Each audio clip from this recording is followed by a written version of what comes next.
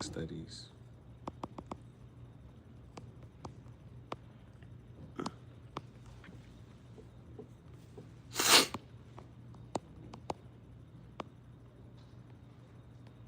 Welcome to the graffiti jungle.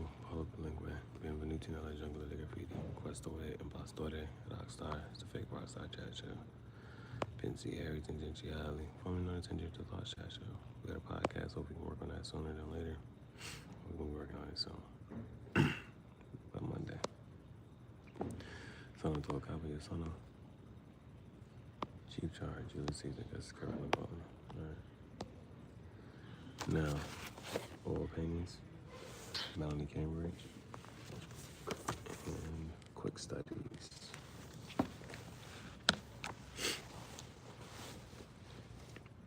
Oh, let me just show this. Every painting shown was done in 30 minutes or less. Every painting shown was done in 30 minutes. The only thing I don't like about her, this right here, whatever that pear. She did all right on the app, the orange, and these oranges, and that red apple, and that green apple, and maybe the bananas, but that pear need work. I don't know about that pear. Okay. Quick studies.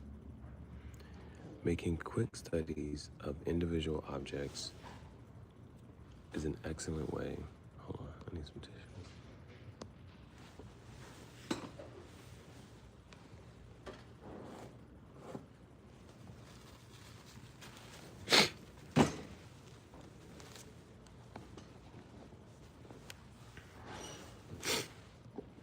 Okay. Making quick studies of individual subjects is an excellent way to learn.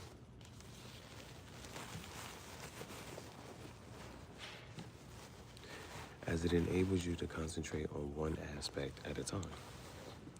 Each section in this chapter looks at a different subject, including many of those you might want to incorporate into your more finished or complex paintings. For example, familiar objects, landscape features, buildings, water, skies, boats, animals, and people. Okay. Many of those that you might want to incorporate into your more finished. Okay. Take your time and enjoy the learning process. You will be surprised at just how delightful these quick studies can be, and they will provide an invaluable source of reference for future paintings.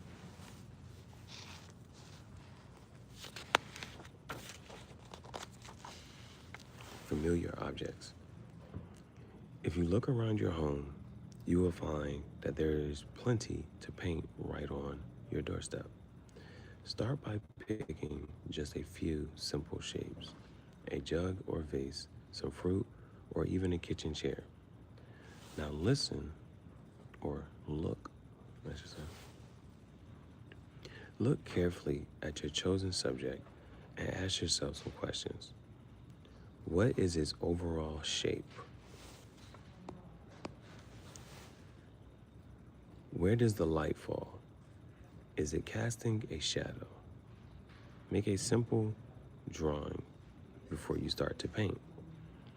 Then look to see which areas are in shadow and put these in first before coloring the main part of your subject. Finally, use much thicker paint with no medium for the highlights.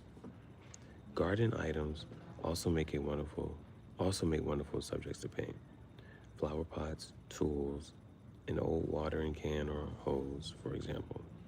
Rather than trying to paint the whole garden, concentrate on a few details such as these.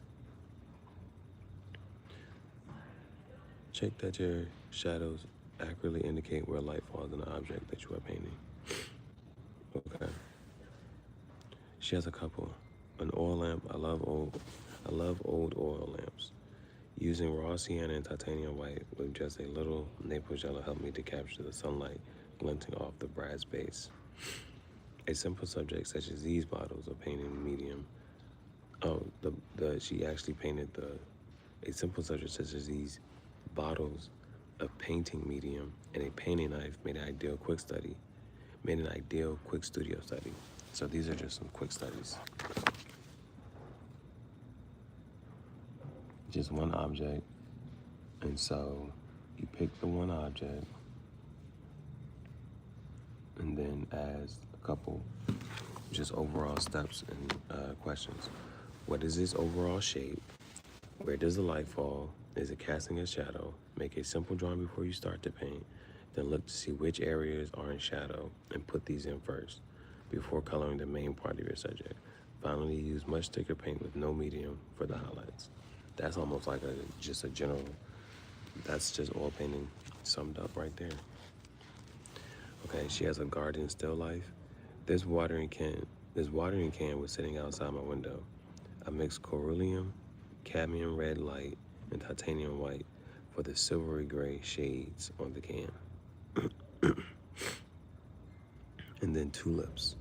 These tulips in my studio window, made a lovely subject. The red flowers contrast sharply with the neutral grays of the glass and the window frame behind.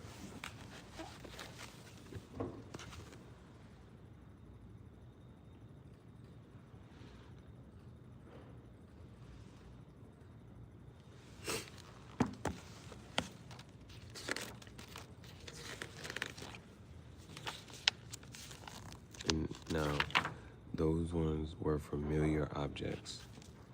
These ones are in the countryside. These ones are in the countryside. When you are outdoors, it can be difficult to settle down to paint, even for 30 minutes. But this is where quick studies can help. Start by painting a single tree or a close-up of a gate. This will give you time to concentrate on the shape, colors, and shadows, rather than just trying to capture a whole scene at your first attempt. As you become more confident painting these single subject studies, move on to simplified views. Perhaps a cornfield with poppies waving in the breeze, a bluebell wood, or a country lane. The key to these quick landscape-based studies is not to paint the world, but just a small corner of it. So on this page, she has a winter tree. I mixed burnt sienna with French ultramarine for the dark browns of the main trunk and branches, before adding twigs with dry brush strokes of dark purple. The shadows in the snowy lane were put with single sweeps of paler purple. And then, so she actually has two. One is a winter tree and then one's a summer tree. The summer tree, this is made up of a series of shapes. This is made up of a series of shapes representing light and dark foliage, rather than being simply a mass of green. It is the contrast of light and dark that makes the tree appear three-dimensional. Okay. I'm gonna read her sentence out. This is made up of a series of shapes representing light and dark foliage, rather than being simply a mass of green. Okay, so that's not simply a mass of green. It's a series of shapes representing light and dark foliage. It is the contrast of light and dark that makes the tree appear three-dimensional. So here's the winter tree, and here's the summer tree.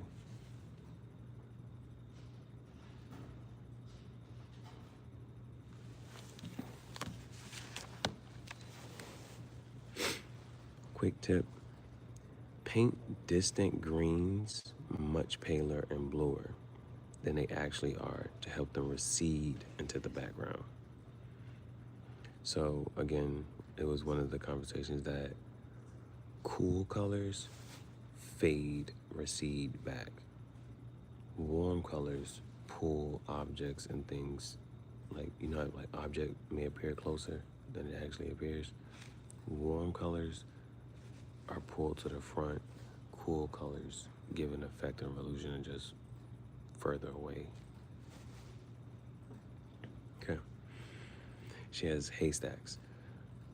Bales of hay make an interesting quick study.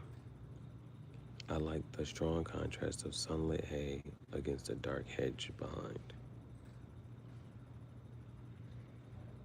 These are also cool to like look at as far as like there's a hard edge, or a soft edge, or a lost edge, or even just like the one thing I was thinking about earlier, like with a soft edge or a lost edge, and then that just being separating that from shading, or tones, adding the tones and colors, shadows. The other one is Wallingford Bridge, Oxfordshire. Yeah, so this is England.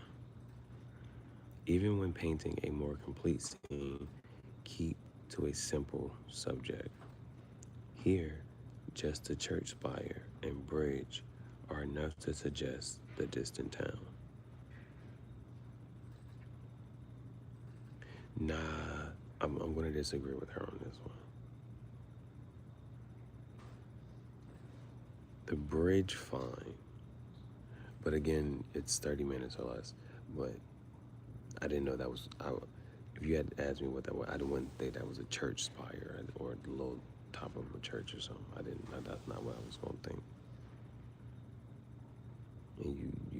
And the only reason I maybe even kind of saw a bridge because she said bridge. That I'm not sure about that one. But here's these ones. Haystacks and what's this one called? Wallingford Bridge, Oxfordshire. Remember, everything was done in 30 minutes or less. That's the emphasis.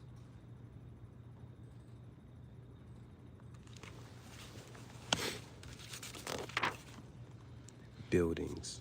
Yikes. This one doesn't, these next ones okay, but this one, I don't even want to show this. This is, you would kind of have to, I guess, see it in person, but no, that's not a good,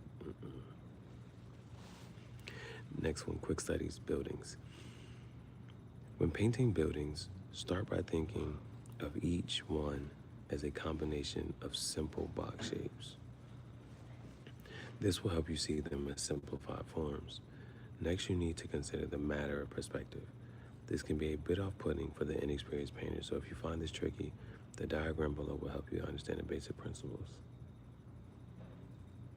A useful and effective way to include buildings in your paintings without having to worry too much about perspective is to paint them in silhouette.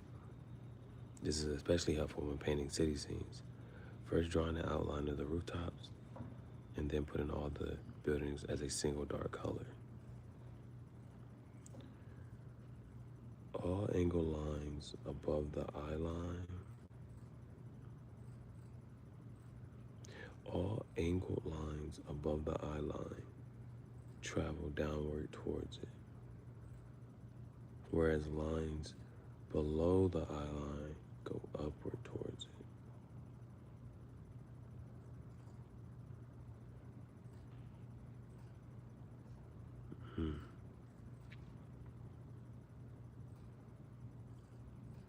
Above it, everything should kind of go towards the eye line.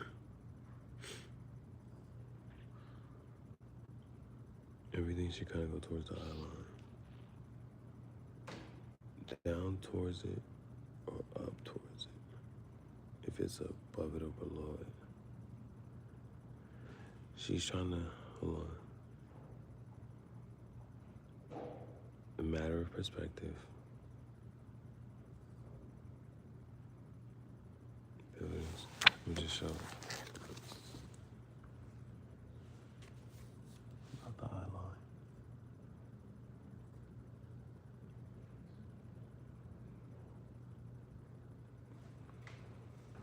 This one right here. Eye line. Above it, it kind of goes towards it. And if it's below the eye line, all lines should go towards the eye line, basically. If it's above it, it goes down towards it. If it's below it, it goes up towards it. Okay. Building details. Doorways and windows make great subjects for quick studies. Even when painting them up close, there is no need to put in every brick or window frame. A few lines and the odd brick will be enough, allowing the viewer to imagine the rest. When painting brick details, apply simple horizontal brushstrokes directly on top of the wet color used for the building. Single horizontal strokes, top of the wet color used for the building. Use medium pressure on your brush will help these marks to blend into the underlying color to suggest the bricks of the wall.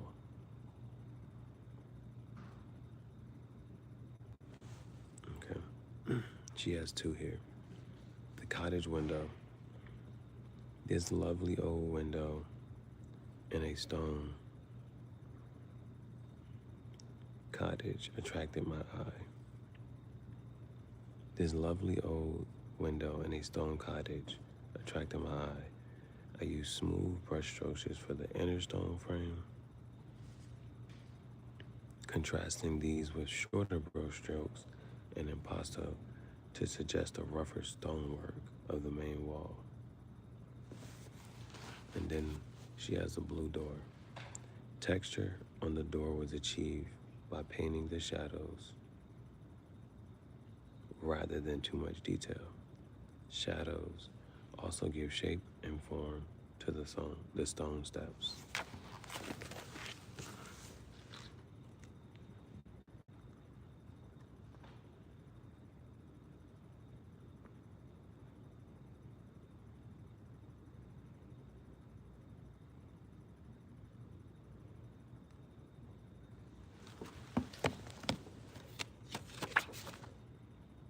Water. Oils are the perfect medium for painting water, not watercolor.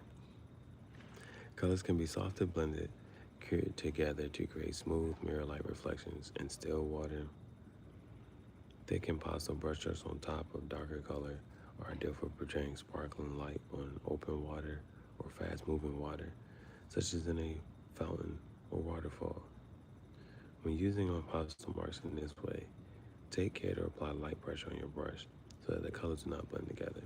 Because oil paint remains wet for some time, mistakes can also be wiped or changed as you wish. So she has two here. One is in Venice, Italy. Buonasera. Buongiorno. Here, I used a series of short brush strokes and gently overlaid blobs of thick impasto paint on a layer of wet color to create the sparkling effects of light on water. And the next one is a garden fountain. I mixed a little coryllium with titanium white for the fountain and painted the water in the direction that it was moving. The falling water contrasts well with the dark green hedge behind it.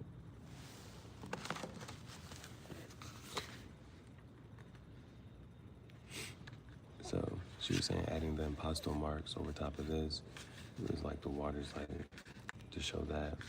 And whereas in this one, it's showing the flow of water and it can clearly contrast with the dark green foliage and shrubbery in the back.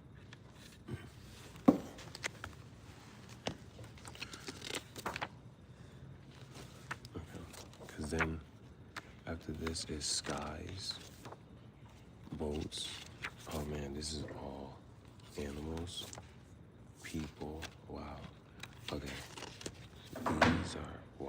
These are wow. This is okay. Let's finish water. Well, that was water. This is a subsection for water. Painting reflections. Mirror-like reflections are easy to achieve with oils. This is important. Okay. Mirror-like reflections are easy to achieve with oils.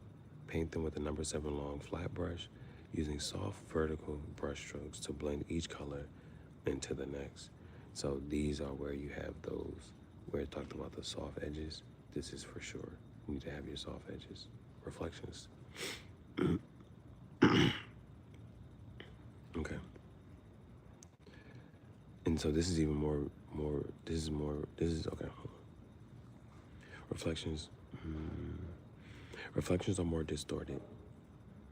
A different technique is required. First, paint the water as a flat area of color, and then add the reflections with a number 4 round brush using a series of short horizontal brush strokes to create a broken effect. If you find this difficult to achieve at first, simply reblend the wet surface with the flat brush and try adding the reflections again.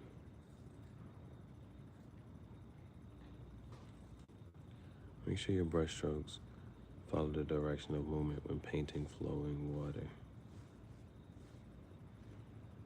Okay. Now for this one, she says,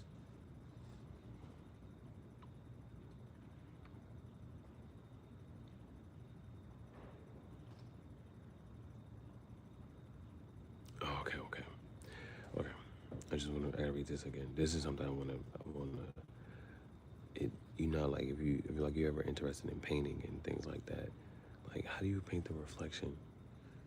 This is, I want to kind of just like let this marinate a little bit. Mirror-like reflections are easy to achieve. Paint them with a number 7 long flat brush using soft vertical brush strokes to blend each color into the next. But if it has a distorted reflection, paint the water, then add the reflections with a number 4 round brush. This is one where she should have showed too. Okay. I feel like I maybe kind of sort of get it. I use softly blended vertical brush strokes. Yeah, because that's what I was looking at this one, like, yo, these are vertical brush strokes. To paint the water, making sure that the depth of the reflections match the actual size of the buildings and boats. So, the main focus on this one is the reflections in the water. And they're vertical strokes. And making sure that the reflection matches, you know, the size of this boat, the size of that boat, the size of this building. So the reflections in the water. How to achieve that. She said vertical brush strokes to paint the water. Soft blended vertical brush. With the number 7 long flat. Number 7 long flat. That's easy. But then it was also like looking at the bolts and those hard edges. All right, we're on page 53.